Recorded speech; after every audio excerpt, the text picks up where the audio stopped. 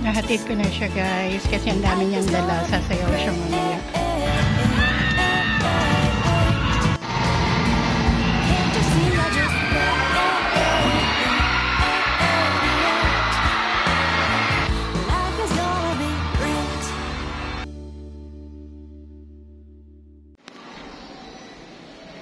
Nahatid ko na siya guys kasi ang dami niyang dala. Sasayaw siya mamaya. So, babalik lang ako kasi wala pang tao sa quadrangle. Early morning guys. Hinatid ko si Claire sa school kasi ang dami niyang dalang gamit. And pupunta ako sa asawa ko para ihatid yung kanyang food. Then balik lang ako dito kasi hindi pa naman nag-umpisa yung program. So let's go guys.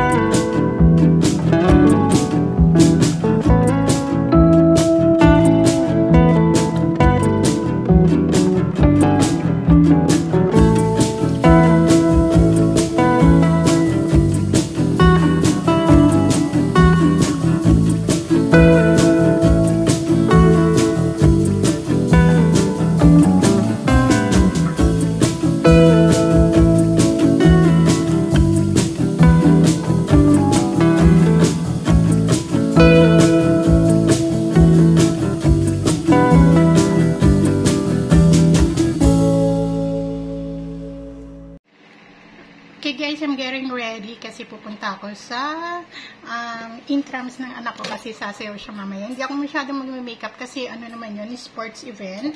So, naglagay lang ako ng kilay para naman maganda yung ating kilay. Kilay on flick tayo. Kilay is life. And then, I'm going to use this, yung O202 na, O2O na lipstick. Yung bestseller nilang lipstick ngayon. And, ito-try natin. Ang ginamit ko is yung number, teka muna ha. Well, wait. Kung anong number to. It's number, I think 17. M17. Yung may pagka-brown siya. Pasensya na sa buko kasi ito yung dati kong bangs. Hindi pa siya umaabot dito sa may tenga ko, kaya bumababa yun kasi may ventilador dito sa aking gilid kaya napakainit ng panahon ngayon. Okay guys, going na tayo sa school ng anak ko. Masyado yata malapit yung aking camera. So anyway, kasi nasira yung lalagyan ko ng camera dun sa medyo malayo. So pagpasensyahan nyo muna, masyadong malapit yung mukha ng mama ninyo. So going na tayo sa ng anak ko, sa incomes niya kasi sasayaw siya. Alam niyo naman ang bunso kong anak, baka masyadong mainit na sisilaw ako. Maglalagay lang ako ng sunglass. Okay. Alam niyo naman ang anak ko is dancer katulad namin ng papa niya. So yun, siya sa akin, nag-request siya sa akin na punta ka sa intrams namin, sasayaw ulit ako. So yun guys, pinapupunta niya ako. Syempre as a stage mother, kailangan natin pumunta sa, yun na nga lang ang lagi niyang nire-request sa akin na suportahan ko siya sa kanyang mga activity, yung lalo na sa kanyang pagsayaw kasi alam niyo na yun, niya, parang gustong-gusto niya, nakikita niya na proud kami sa kanya. So yun guys, later na lang ako mag-ano kasi umaano yung araw dito. Binilang ko si Bonso ng Dunkin Donut, pati ako na rin kasi tsak yun, hindi pa yun nag-merienda or nag-i-snack sa sobrang busy for the preparations ng sayaw nila mamaya. Kaya binilang ko na siya. It's either kainin niya to pagdating ko sa school or mamaya after na ng ng sayaw niya. Para hindi naman siya gutumin. Naaawa ko sa kanya pag hindi siya kumakain sa sobrang busy ng kanyang schedule. Dito ako nag-park sa may SM City kasi doon sa may tapat ng parking area sa may school nila puno na. So siya ko maraming mga pupunta doon sa school to manood ng kanilang mga performance and program. So dito na lang ako sa may SM City park. Tapos kasi mamaya sa dinner dito na rin kami pupunta. Ang lakas ng hangin at hindi na mainit. So okay lang na maglakad-lakad tayo. So let's go guys. Malapit lang naman sa SM yung school nila. Ayun na yung cathedral o yung tower ng cathedral. It's walking distance lang. Siguro mga around 5 minutes walk lang. Kung mabilis ka maglakad, wala pang 5 minutes. So dito ako sa kabilang side kasi hindi mainit dito sa right side. So tatawid na lang tayo doon sa may kabila.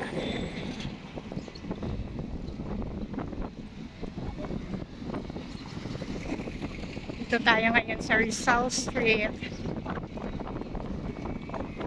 Ayun na yung cathedral.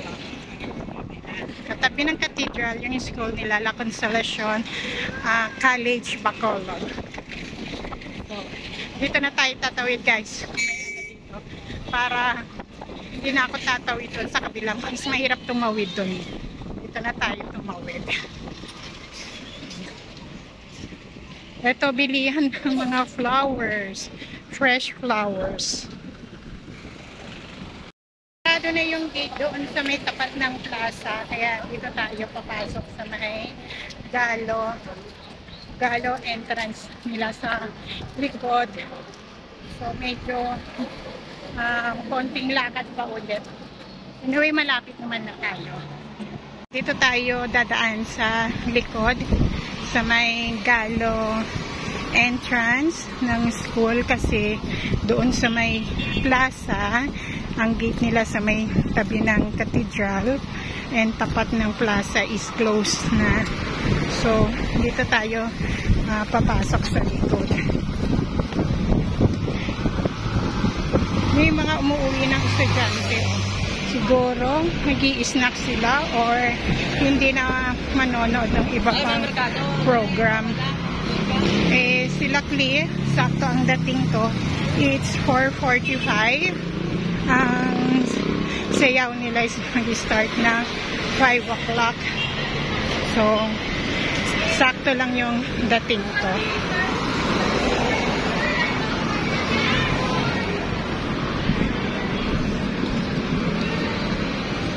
And dito tayong papasok sa likod sa Galo Street.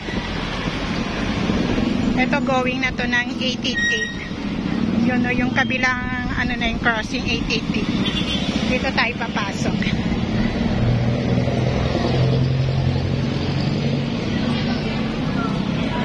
Let's go. Hindi pa nag-start ang ano nila, program nila kasi 5 o'clock ang start. So, waiting tayo dito. Dito ako sa left side na upo kasi dito ang part ng nakapwesto si Cliff sa left para makuhanan ko siya ng picture and video.